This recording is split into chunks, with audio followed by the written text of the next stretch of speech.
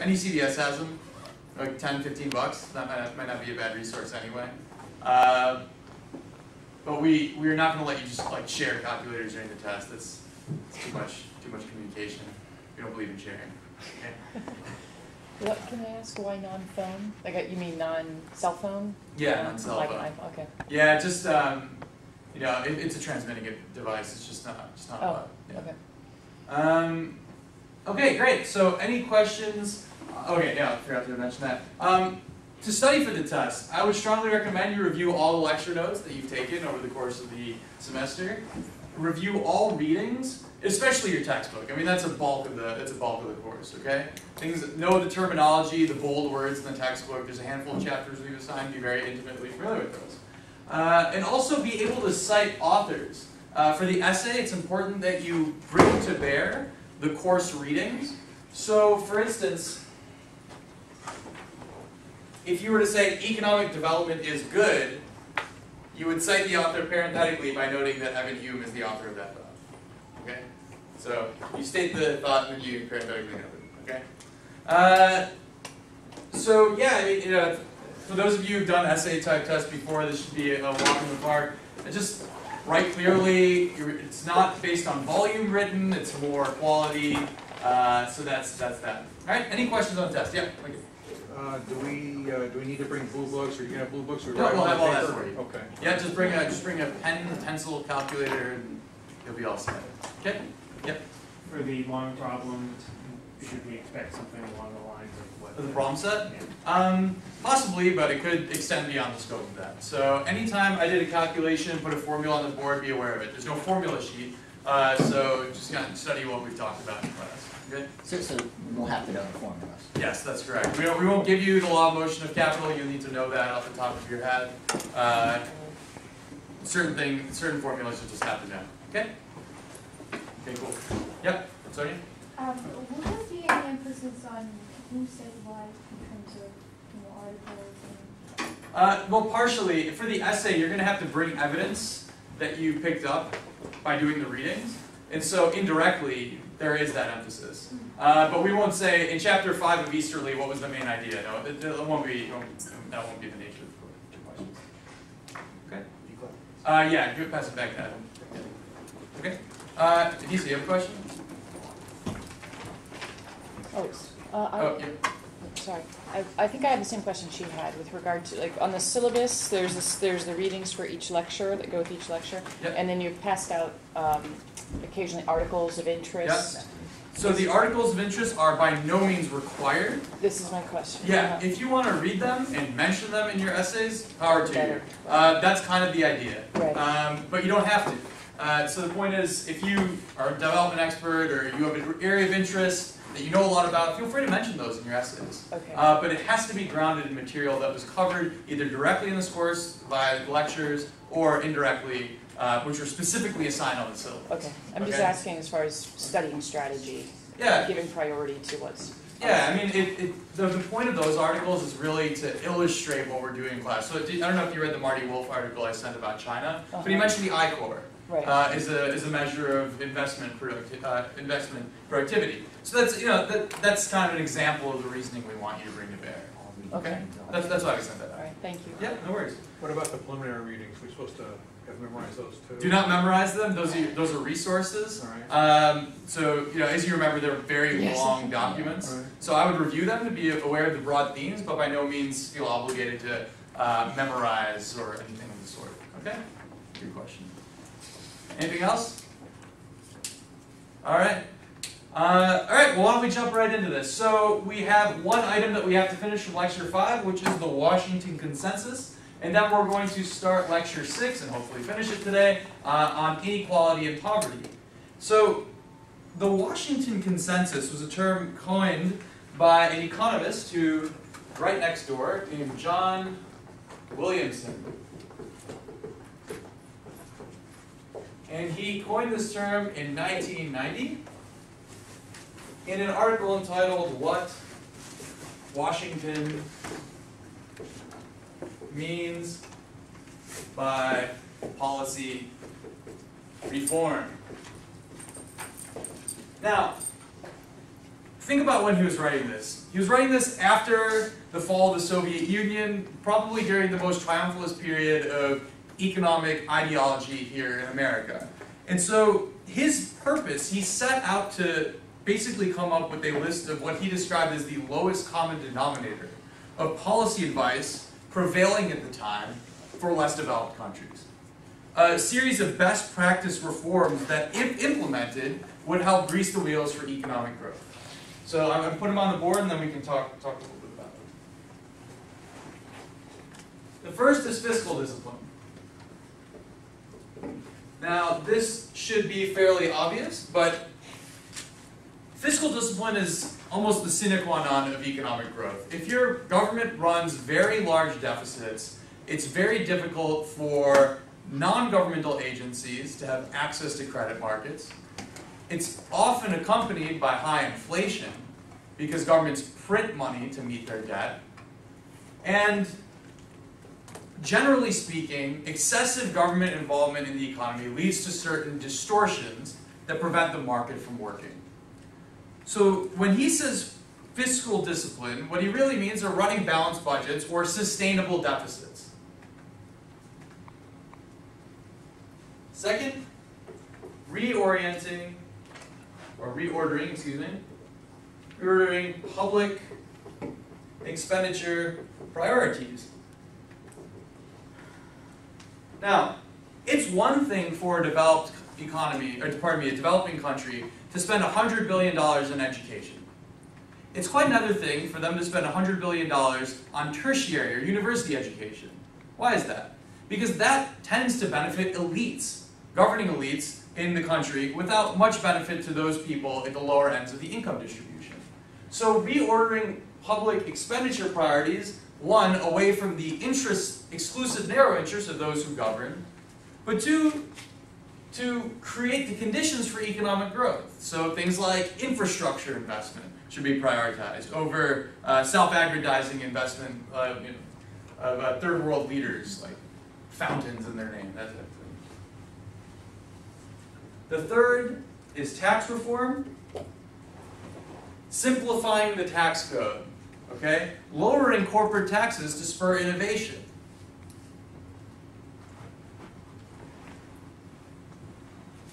Fourth, liberalization of interest rates.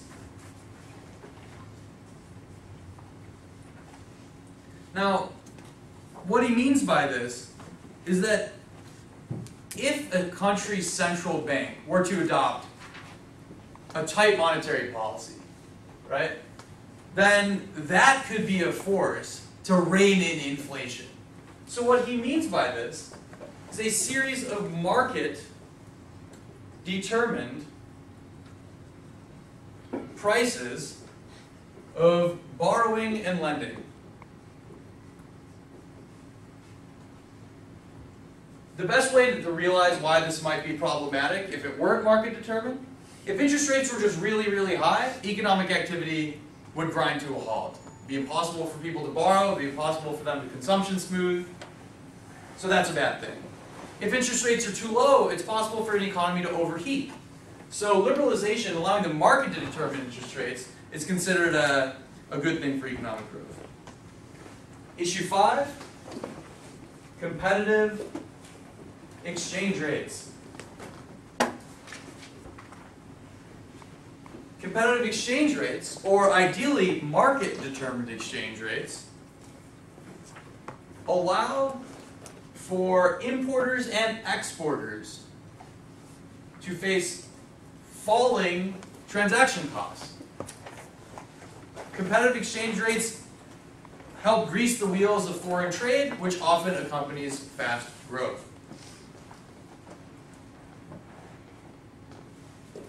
Reform 6, trade liberalization.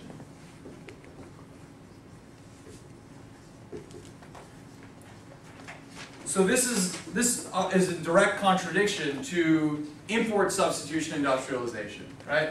The type advocated by the Latin American structuralists who believe that enacting large tariffs and also giving infant industries subsidies would allow countries to develop. Trade liberalization advocates the opposite. Open up your markets, subject your markets to the rigors of foreign competition, which will lead to more productive firms, which will in turn lead to faster economic growth. This is one of the closest truths about economic development. It's very difficult to grow without any access to global markets. Now, it's possible to engage global markets in anti-competitive ways, but fundamentally it helps to have access to developed countries' consumer base. And growing through exports is usually a sound strategy. Now we start getting to the controversial elements of this. Liberalization of FDI. Liberalization of foreign direct investment, allowing foreign firms and businesses to directly invest in plant, property, and equipment in the developing country. Now, why might developing countries have a visceral reaction against that? Ownership, yeah, that's part of it. Now, what I would say, yeah, Link, you got something? Might hurt their local industries. Sure, so it might hurt local industries. Also, there's a huge sovereignty component of this, right? Many developing country leaders don't like the thought of Western companies running amok and opening up factories in their countries for fear of losing power. Williamson said that's bollocks. That only serves to help the few at the expense of the many. Furthermore, he advocated for privatization. Privatization, of course, is the selling off of government assets and industries to private hands or individual businesses who are not affiliated directly with the state. The logic underpinning this is fairly sound. The profit motive and the mechanisms of the market help businesses become more productive and provide the goods that people want. Now, obviously, privatizing industries is a whole other matter. The actual logistics of privatizing industries, as we talked about on Thursday, can be very difficult. And I cite the experience of the Russian Federation during 1993-94 and their attempts at privatization as an example of this. Issue 9, deregulation. Cut the red tape. Allow businesses to do what they do. Okay? Issue 10, secure property rights.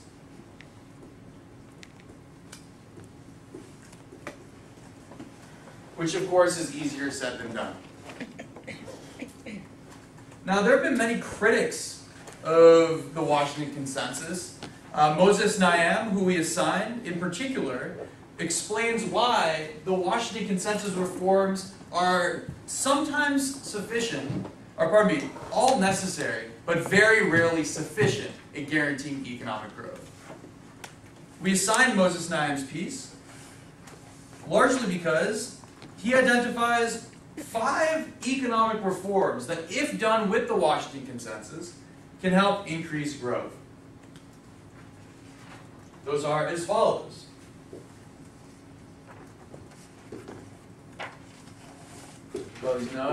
Naim's 5 I's.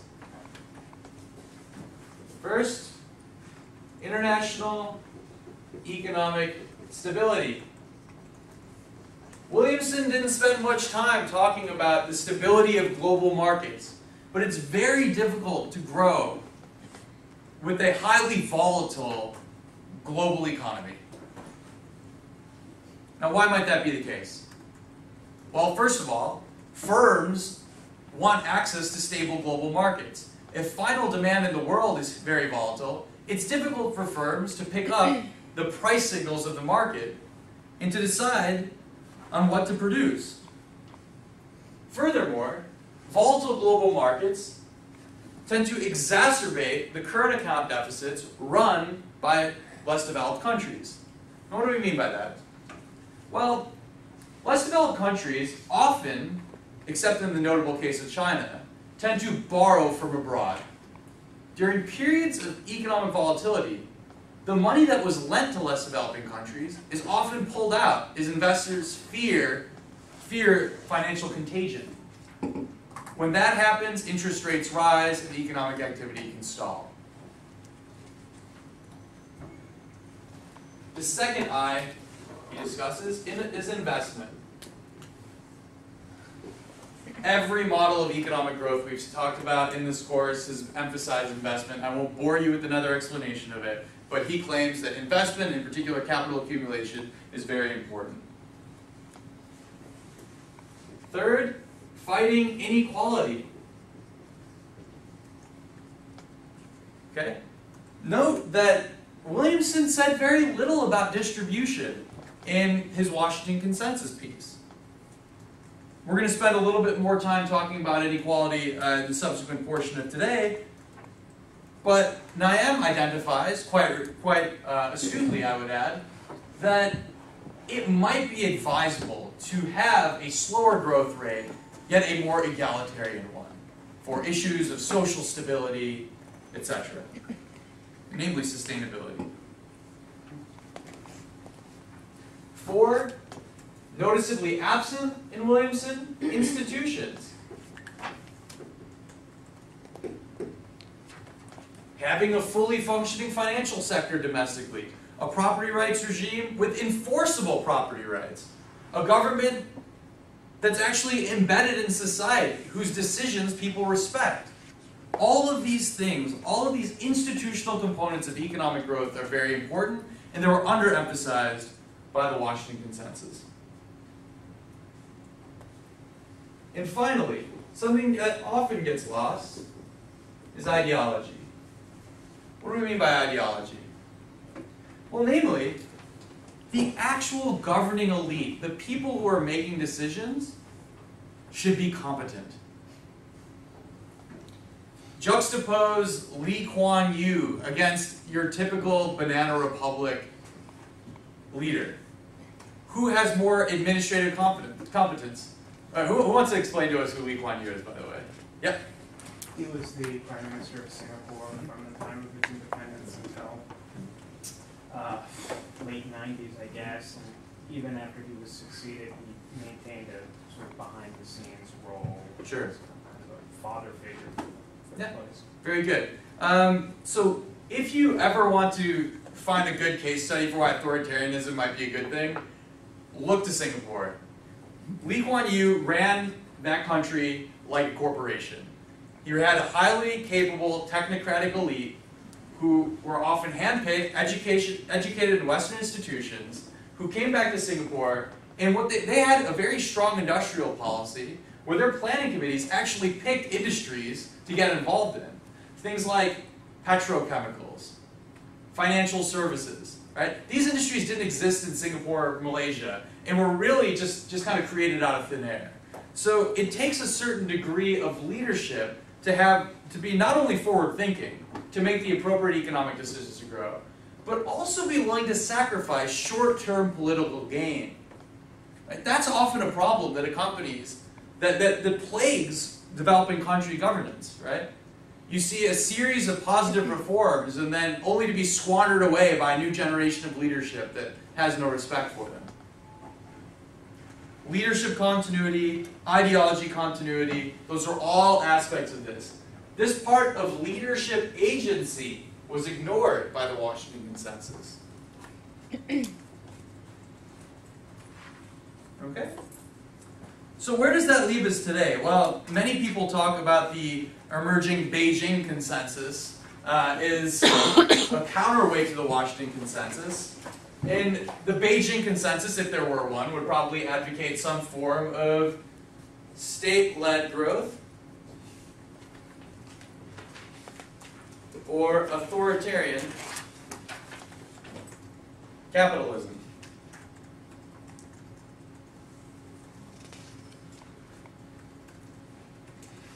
Do they have a competitive market-determined exchange rate? Probably not. It's highly manipulated. Are their domestic interest rates liberalized? We don't know. I'm sorry? The problem is we don't know. We don't know. Well, it matters less if lending is based on political decisions. Very well said. So does the market allocate capital in China? Not really. Right? It's decisions made at very high levels of leadership. Their 4 biggest banks are state-owned. So again, that's another reason, another aspect of the Washington Consensus that's not adhered to. Okay, liberalization of FDI, that exists, but we haven't really seen privatization. Deregulation, there's still a lot of red tape. If you talk to administration officials in Beijing on the U.S. side, they can talk to you about how hard it is for foreign companies to do business in China. And the secure property rights regime, maybe that exists, but certainly not by Western standards, by intellectual property, for instance. Yeah. Quick question: is the cultural part in ideology? Because we hear very little about the actual culture of nations and people and where they come from. Yeah. And that's sort of a big part, in my view, which is sort of missing in all these theories. Sure. That's a great point. Social scientists are loath to use culture as an explanatory variable, precisely because it can't really be generalized beyond one specific case. And also, you have to be careful. I'm just explaining why this analysis, it's not a more central part of the course, okay? Whether or not, yeah, there might be cultural determinants for economic growth, sure. But that's one big part of it, right? So it's hard to operationalize, it's hard to systematize, it's hard to test. It's hard to treat culture the way we would treat things like, budget balance as a percentage of GDP. So that's one part. I mean, you can't just advocate, okay, have a better culture and you'll grow, right? That doesn't really transfer over spaces. And also I would say political correctness among the development community. I'll go out and say that. It's very difficult for us to say you should be more like Germany if you want to grow quickly, right? But yeah, it's definitely important. And I would say the institutional component might be where it comes from. Yeah. But wasn't that covered under, at least for Naeem, under ideology? Yeah, largely. I mean, ideology, there's many different layers to it. But yeah, I would say culture is certainly a component of it. Okay? So, in any social science outcome, there are many variables. If you run a regression, b1 x1 plus b2 x2, you have to take econometrics. How you weight your betas in the equation is the tough part. And culture certainly has some component there. All right, but it's just really hard for us to figure out the relative weightings of these things. Yeah. So the short answer is we just have no idea. Okay. All right. Cool. Any questions on Lecture 5 and the Washington Consensus? Oh, good. Okay. Well, let's move right along then to today's lecture, which covers inequality and poverty.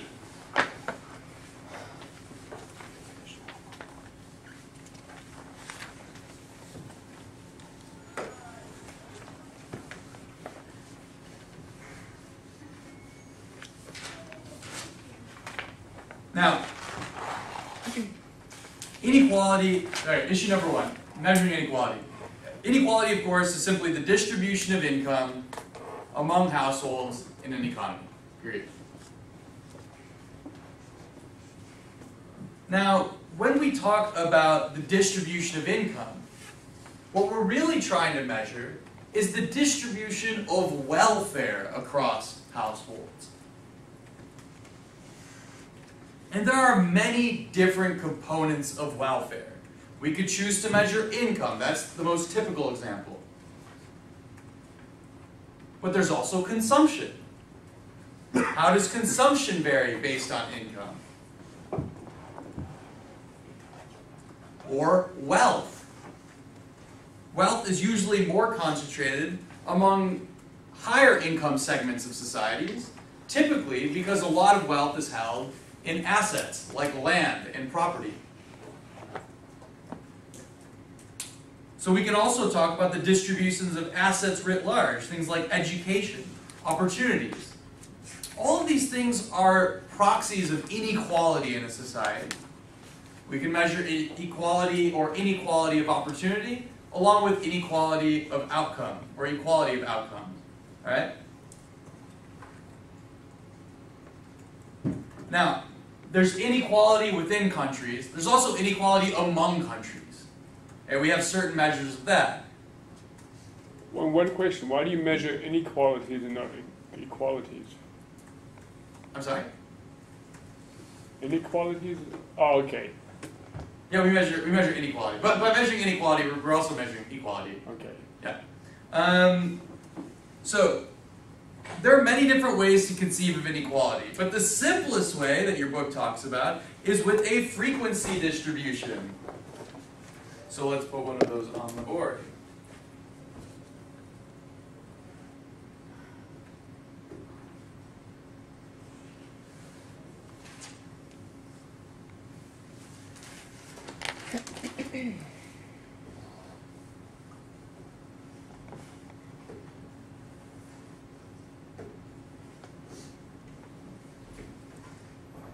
Okay, so our axes on the frequency distribution, we have per capita income arranged by certain buckets on the x-axis.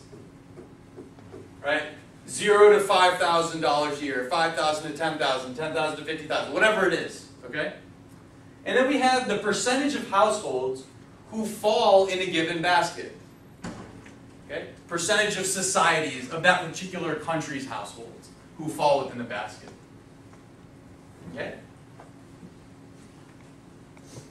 So typically,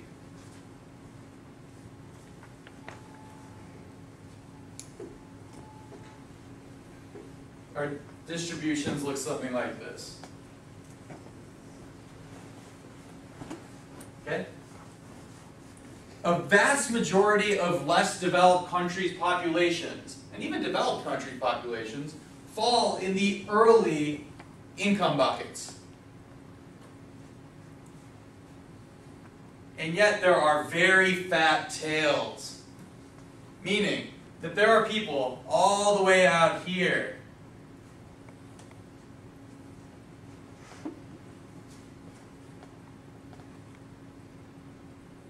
Now, what would a perfectly egalitarian income distribution look like?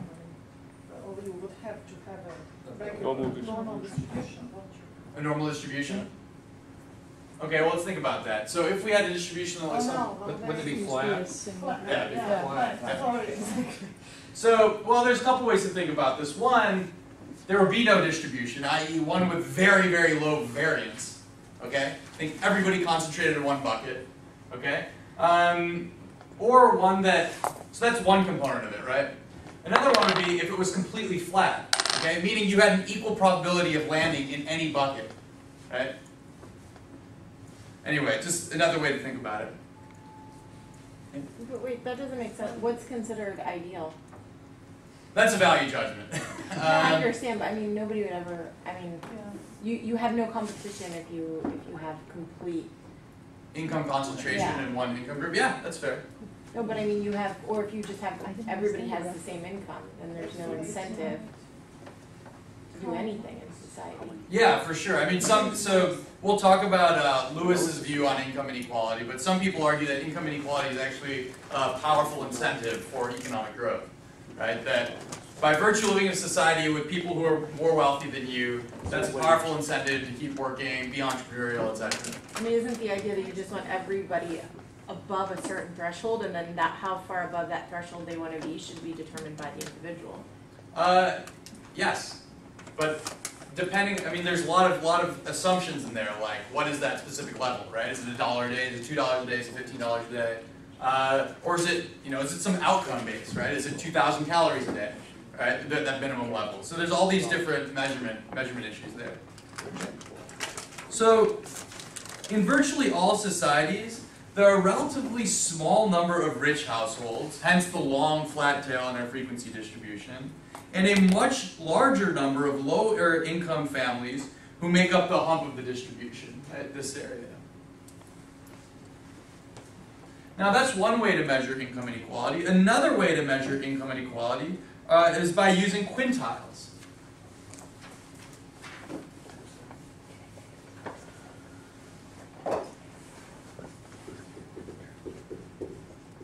What did we call the first one? Frequency distribution. So we can claim that we can divide our society into 5 buckets.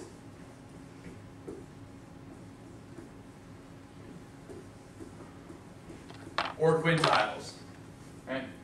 So these are percent of earners or cutoffs along the income distribution. In a place like the United States, this might be no money to, let's say, $20,000 per year consumption per capita, right? But what we do is we take our entire distribution and basically lump it into the bottom 20% earners, the second from the bottom 20% earners, etc. Okay? Such that there are different concentrations of wealth in each quintile. Is the idea to make them all proportional? Yeah. So the proportional. Mm-hmm. So, for example, in Bangladesh, the bottom 20% income bracket controls 9% of total income. Can Okay? you repeat that again? Yep. The bottom 20% income bracket controls 9% of income, of total aggregate income. Okay? In the United States, it's about 3.4%. So the bottom 20% is 9%? Yep. The bottom 20% of income earners, right? In Just based on cutoff, yeah? In Bangladesh? Yes. So your book has an excellent example of this. They say, okay, we'll give you a choice between two countries, okay? You can live in one country where the bottom 20% of people control 9% of the wealth. Or you can live in another country where the bottom 20% of people control 3.4% of the wealth, okay? And your natural instinct is to say, oh, I'd rather be in the country where the bottom 20% control greater proportion of the wealth, right? The big joke being, the lowest 20% in the United States lives far better than the lowest 20% in Bangladesh. Okay, so that's another aspect of this. Okay. Does everybody understand like what we mean by quintiles? What's the confusion? The bottom, you mean the poorest part? Yes, exactly. Like that first bucket, right? So when you say controls 9%, what do you mean by that? So there's a total amount of wages. There's an aggregate number of or percent of wages paid in a given period. They earn, this specific bucket, right, takes home 9% of that pie. Is that a loss? That's allowed by developing country standards. So, Yeah. yeah. Well, explain the other end of it, where what percent of the richest in the US. control everything else. Yeah, so in the United States, I think this number is something like 45% of aggregate income. I think, wealth and income are different. But the highest 20% of earners, right? Think like $200,000 a year all the way up to, investment bankers who are buying yachts and things. Okay? Those people control about the total amount of wages paid in the country, they take home among themselves, okay? 45% of it. Okay. Okay? And we're calling it aggregate income, not wealth, right? Yeah. Okay. Mhm. Now, we can always do something known as a size distribution.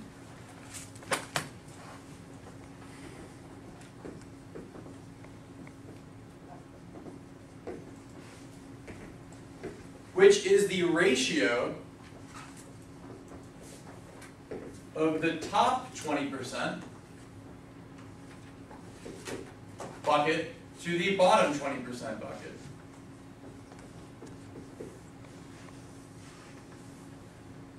The greater that ratio, true or false, the greater inequality. The greater the ratio. The greater the ratio, the greater the inequality, right? Think about it. If the top 20% controls 80% of the wealth, okay, the bottom 20% controls 5% of the wealth, that's a 20 times ratio, right? Compare that to a country where the top 20% controls 10%, the bottom 20% controls 10%. Right? The higher the ratio, typically, the more income inequality exists. But that, of course, says nothing about living standards. Because income inequality is just one component of living standards. It's easier to be poor in America than it is in Zimbabwe, yeah? I'm sorry, that's typical, but what if one of the middle quintiles controls the wealth? There's still inequality, right? Mm-hmm. Yeah, that's why we have other measures of it, right? There's no one measure that captures the full picture of income inequality. The most conventional one is the Lorenz Curve, which we're about to talk about. Okay? Okay. Now, we can also use a Lorenz Curve to envision income inequality. Everything right back there, Evan? Yeah, that's good. Yeah. Is there a question though, seriously? No, it's okay.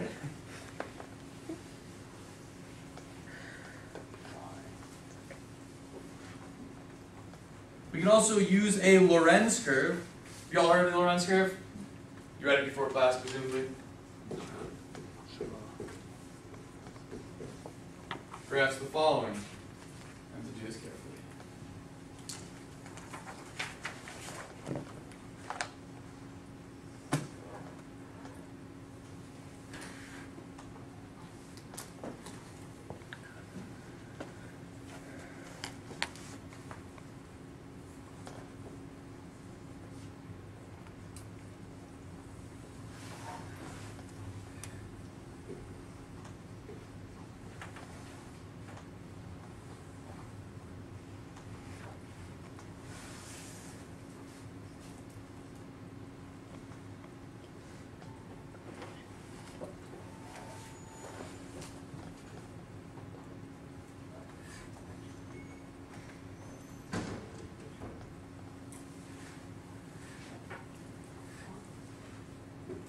Okay. Now we graph a Lorenz curve in a box, okay? The axes are as follows. The y-axis is the cumulative percentage of consumption of income, okay? That's total income. The cumulative percentage of total income consumed, okay? And then the cumulative percentage of recipients. So in order to really see how this graph works, think of this point here. Let's say this is 20... Is that a straight line, or is that... Yeah, this line right here, from the origin, is a 45-degree line, okay? So what if our Lorenz curve went through that point? What would that show? Yes, Sam? I think, wouldn't that be like perfect income distribution? Yeah, up until that point, but why? Because it's, I don't know, 1 to 1. 1 to 1. Okay, yeah, so think about it this way. 20% of, the bottom 20%, right, of society, bottom 20%, controls exactly 20% of total assets in that society, or the total cumulative percentage share of consumption of income, right? The total pie is split 20% and 20%, right? So the greater the Lorenz curve bows outward, okay, towards the bottom right corner, the greater inequality is, right? Think about what this point really is. This might be something like 20% cumulative percentage of recipients have something like 3% cumulative percentage of consumption of income. Okay? Everybody understand how the Lorenz curve works? Mostly? No? What's confusion? Maybe I can try to... But that's part, then what happens further up? Is it always quintiles or is it Yeah. different rates? Well, the point is that it's continuous, right? So you can go 21st percent, 22nd percent, 23rd percent, 24th But it percent. can vary on the vertical But axis, what right? about the- Absolutely. Okay. Mhm. But it's all, notice how it's monotonically increasing, right? Right. So more wealth is still accruing as you get bigger and bigger, but the rate at which it accrues is the determinant of income inequality, right? The faster it accrues on the y-axis, the more egalitarian an economy is, right? The way to think about it, let me just draw two Lorenz curves. Same axes as before, okay? You have one that looks like this, and one that looks like that. Okay, and here's your 45-degree line. Okay? Notice how the Lorenz curve that's bowed further from the 45-degree line, right, shows less cumulative income at any given point on the distribution. You guys see that? Yeah, so optically that looks like a wealthier society, is it in fact? Is a wealthier society? Yeah, because income No, is it's higher. farther away. Well, we don't know because we don't know the values of the income yet, right? So the top earner, right? Let's say in a really unequal society, right? The top earner who controls a large proportion of income, he still might only make $100,000 a year, or she, right? So we need to know aggregate wealth statistics before we start judging, right? Remember, inequality is always a relative thing. That's a takeaway from here. Yeah, Jürgen? So A is the perfect world, and B is basically a curve for a country. I'll get to what the letters mean, okay? Yeah, question? And what is the 3% over there represent? 3%, that's the idea that if we go we have 20% of recipients of income only have 3% of aggregate wealth, right? So the lower that number is, typically the more income inequality we have. Right? But that's determined by the graph, by the curve. Exactly. Okay. So we have an actual measure now of income inequality based on this graph, and this is something known as a Gini coefficient, which we figure out as follows. Area A divided by, of course, the total area on the graph. The greater area A is, i.e. the more the Lorenz curve bows towards the bottom right quadrant, or the bottom right corner, the greater income inequality that exists in a particular society. Okay? That's where we get the Gini coefficient. Can you repeat, please? Yep. The greater this Lorenz curve bows towards the bottom right corner of our graph, the greater income inequality we have. We have a mathematical measure of that, which is the amount of space, right, covered in A, divided by the total amount of space A can occupy. Right? A divided by A plus B. The greater this curve bows towards the bottom right-hand corner, write this down and think about it, the larger the Gini coefficient, i.e. the more unequal a society is. So if we go and have a coefficient of 1, then we are lost. 1, yeah, would be basically a right angle, yeah. Right? Or a Gini coefficient of 0 would be your Lorenz curve falls exactly on the 45-degree line. The other side. It can't go, yeah, it can't go the other side. Because what that would be saying is that 20% of the cumulative earners own 26% of the wealth. That couldn't happen. Okay, so this Gini coefficient is by and large the most used measure of income inequality. Okay, yep. Could you repeat what the Gini coefficient of 0 and 1 meant? A Gini coefficient of 0 would mean that there is no space here, so that we have a perfect 45-degree line. That's perfect equality. Yeah. And 1 is inequality. 1 is perfect inequality, where all the wealth is controlled by the top earner, let's say. Okay. Read the, there's a box in your book in Perkins that kind of walks through this. Just give that another look. I think that'll clarify something. Okay. You remember reading that, Win? Which box? Looking at it, the boxes I skip.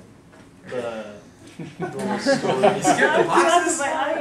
It's the best part. I kind of like look at it and see if it's gonna be a good story or if it's something that's already ridiculous. No, all the boxes are part of the assigned reading. Okay, yeah. Sorry, just to clarify, you said Yeah. something about the faster it occurs on y-axis. What is that?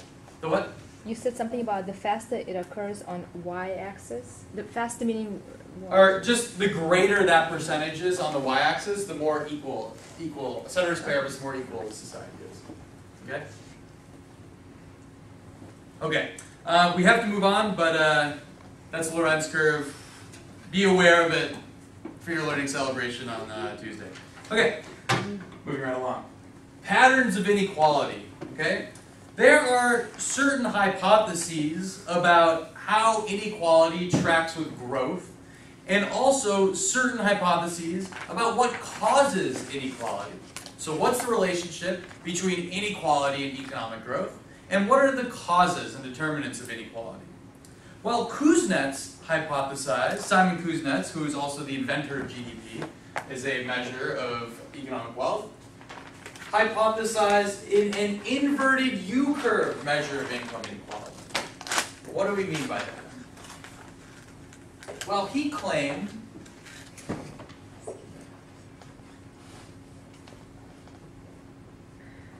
that income inequality tended to follow this type of shape over time.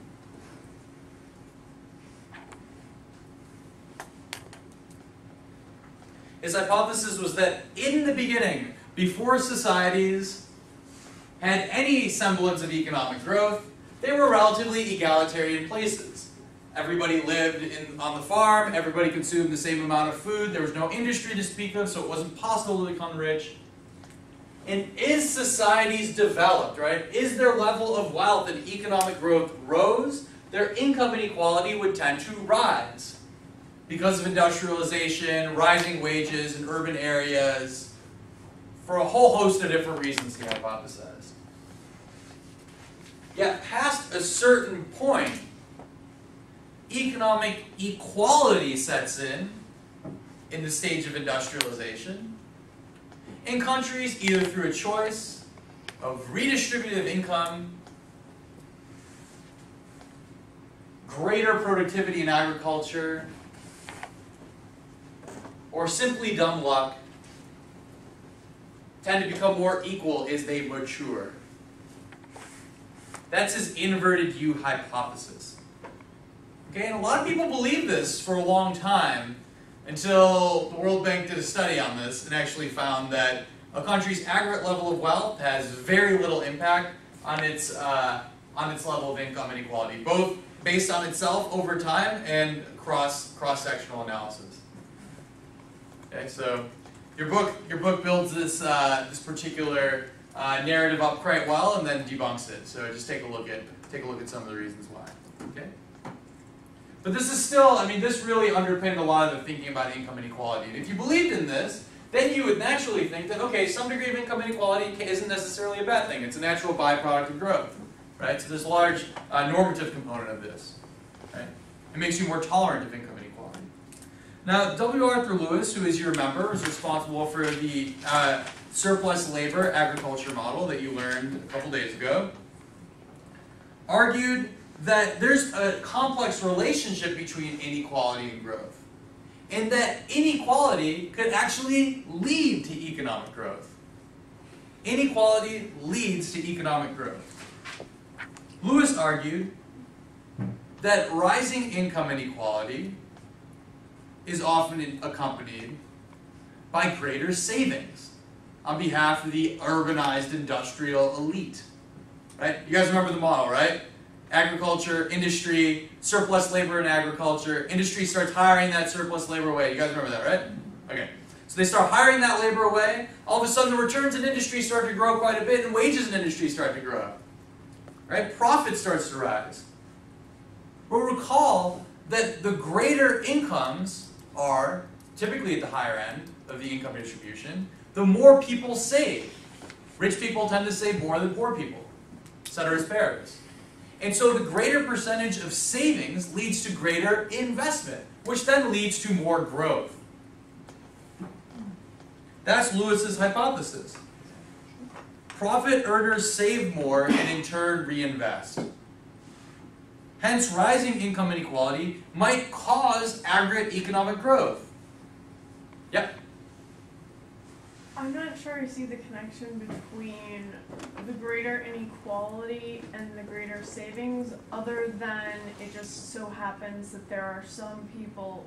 Is it just that it's not that because there's inequality, the elite decide that they're going to save because of something about inequality? It's because there happens to be an elite and they save?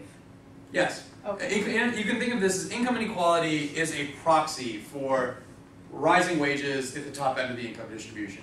Those people are more inclined to save and therefore more inclined to invest, therefore capital deepening is more likely to occur, which is more likely to lead, of course, to more economic growth. Right? That's the link. Okay. Thus, Lewis concludes, attempts to redistribute income prematurely run the risk of derailing economic growth. Heaven forbid. Okay? Now, this idea died in the 50s, right? No, I mean, it's still alive in the policy circles today, okay?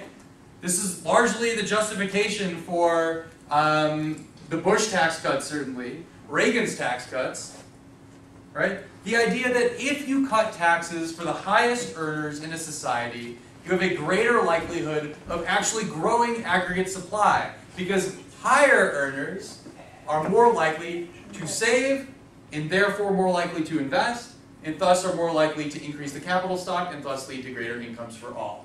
Okay, that's the idea in a nutshell. Any questions? Everybody agree with that? Yeah. depends, after you graduate from this class, get a high-paying job, your view might change, yeah. Just to clarify, Lewis didn't see this as sort of a zero-sum proposition, though. Certainly not in the beginning, right? Aggregate growth could, you're right, because remember, agricultural production doesn't go down, right? So the people working in agriculture are just as well off. They're still making their subsistence wage. Yet you have these people who are making a ton in industry, right? But eventually they might clash because wages start to get pulled up in agriculture, and therefore output, marginal product goes down, or aggregate output goes down. Okay, good. So those are kind of two theories about the relationship between growth and inequality. In reality, we just have no idea. Okay, it really depends on particular cases you pick, what variables you isolate. But we do have a decent idea about what causes inequality. I'll just give you some of those reasons. The first, of course, is history and politics. Deliberate choices made by governments to exclude people from their economy. Think of apartheid South Africa as a good example of this. Right? Various historical and political factors are a cause for inequality, and also inequality tends to sustain itself over time, so we can actually trace it back to some of these policies. Okay.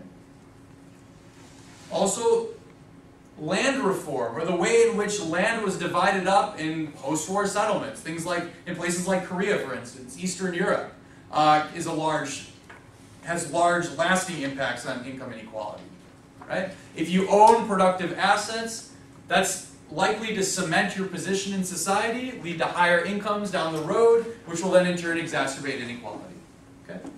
Third reason might be simply colonial legacies. Right? You have what Francis Fukuyama describes as colonialism on the cheap, especially in places like Latin America and Africa, where colonial masters tend to put into power regional strongmen, empower them, and then let them be. The colonial legacy then can be traced to the present day with the persistence of clan ties, etc., that lead to rising income inequality. Yep, question? Well, that's one particular system of colonial legacy. Does he talk the British system of indirect colonialism? Does he talk about the differences between the French and British systems with direct and indirect, and how, in theory, they would, if he's correct, they would lead to different measures of inequality? There are quite a few papers that try to link, not necessarily inequality, but colonial legacies, but whether it was better to be colonized by the Portuguese, or the Spanish, or the French, or the British, or the Japanese, and economic outcomes. I'm not aware of any that target specifically inequality, but I'd have to look. Okay? You shoot me an email, I can contact my higher-ups. And even the studies that have tried to compare British rule and French rule in Africa have, I mean, it's controversial, but a lot have found that they all kind of ruled indirectly, and so that there wasn't really a direct versus indirect rule like people initially thought. Interesting. Very good. So a third reason why we might have large inequality, in addition to colonial legacy, is factor in resource endowments. Typically, we observe countries with greater natural resource endowments also tend to have more inequality, because the returns on holding those assets are so high. Imagine being the diamond mine owner in Sierra Leone, in an otherwise destitute country. Fifth, deliberate government policy choices towards redistribution. The more the government engages in confiscating wealth and income from the higher rungs of the income distribution and redistributing it to the lower ends of the income distribution, typically the less inequality we'll see. Whether or not aggregate wealth gets hurt by that is the million-dollar question. In short, inequality is caused by a complex interaction between history, politics, resource endowments, market forces, and deliberate government policies. Okay? There's a wide array of things that cause income inequality, and really, we just don't know how to isolate any particular variable to figure out the main proximate cause for it. Now, why is it that income inequality matters? Issue 3. Well, the degree of income inequality plus the aggregate level of income tends to determine the extent of poverty in a society. There's a link between income inequality and poverty. Moreover, countries with high income inequality tend to experience slower growth, which is a way of saying that not only are the poor hurt because of this raw income inequality, but their overall economies tend to grow slower, thus doubly marginalizing the people at the bottom end of the income distribution. Right? Because they live in a more unequal society, and growth is also slower. Is that a causation, or is it possible that slower growth causes inequality? Yes, it's a correlation, but we don't know which way the causal chain goes. These are just kind of indicators. Yeah. Okay. Now, income inequality simply matters in its own right, based on societal preferences, creating the conditions of a more just society. I don't know what those conditions are, but feel free to put forth your own normative claims as to what type of society is the most just. Some people would claim that Sweden's relatively egalitarian social democracy is far more egalitarian and just than America's. That's up for you to decide, but there are value judgments associated with income inequality. 4, a high degree of income inequality might forego a large, potentially productive segment of society. Now, why is this? Well, if you live in a society with a lot of income inequality, poor people might not have the funds available to finance promising investment opportunities, which could otherwise lead to economic growth and thus rising welfare. Right? If they're living in subsistence, it's impossible to save and take that deferred income and use it to invest. Okay? So who's a big economist who believes in this and then set up a micro-lending scheme to alleviate it? Yunus? Yeah, Mohammed Yunus. That's a good example of this, right? The Grameen Bank. Right? Mike, you're all aware of micro-lending, right? It's all the rage these days. But that the premise of that, among many others, is the idea that if you give low conditional loans to low-income individuals, particularly those at the lower end of the income distribution, that will be a potential boon to economic growth because they can engage in productive economic activities they otherwise wouldn't have financing to do. Okay? Moreover, there are large political economy connections between distribution and growth that we just simply don't know. But we are aware that typically countries with higher income inequality also tend to have higher rates of violence. Whether or not there's some omitted variable here, it's yet to be seen, but we observe that countries with more inequality are also more violent. And of course, income inequality can constrain other aspects of development, such as educational outcomes, health, etc. But that's more poverty, which we will talk about after the break. So, take a couple minutes, and when we come back in 7:05 minutes of 4:17. Okay?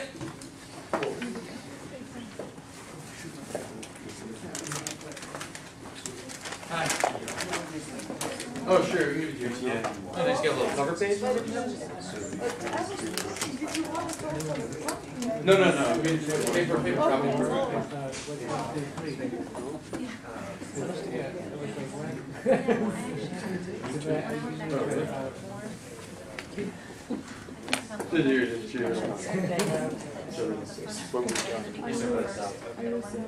my friend in Turkey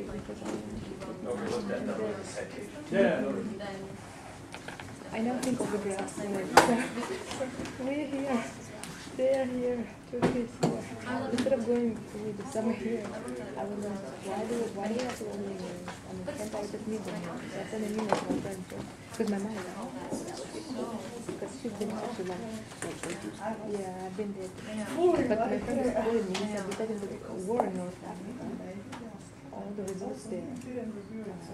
Nobody goes there, so the results in Turkey are sold out. One should have booked one. March. I have to find out also that and I'm sure finally I found it. It's 2 o'clock in the morning. You found the realistic first. I'm bored. Yeah. I just forgot how you Never been? That's what It's like the I'm thinking, I should Maybe when you're solving for steady state. When you're solving for steady state. What? Yeah. Yeah. Yeah, those are the four. I actually did those ones. But then